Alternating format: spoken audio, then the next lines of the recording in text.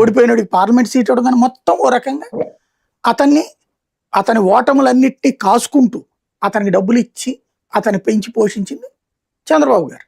ఎందుకు? భవిష్యత్తులో తనకు అక్కడ తెలంగాణలో ఎస్టాబ్లిష్ చేయాలని చేశాడు ఆయన.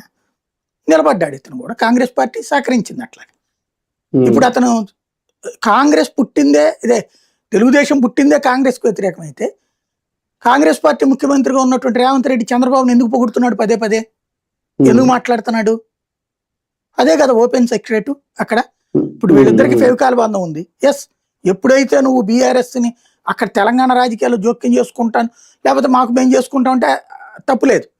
కానీ నువ్వు ఫ్రాక్షన్ తయారు చేసుకుని బీఆర్ఎస్ని టార్గెట్ చేస్తున్నావు. అప్పుడు బీఆర్ఎస్కి ఆల్టర్నేటివ్ ఉంది, ఇక్కడ ఉన్నటువంటి జగన్.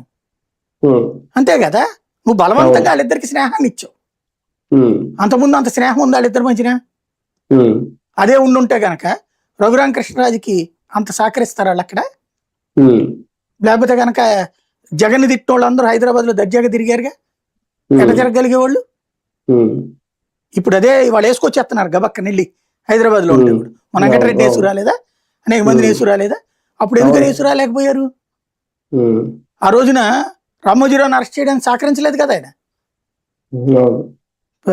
ఇక్కడ తీసుకుని వెళ్ళినా కూడా. అంటే ఏంటి ఆ రోజున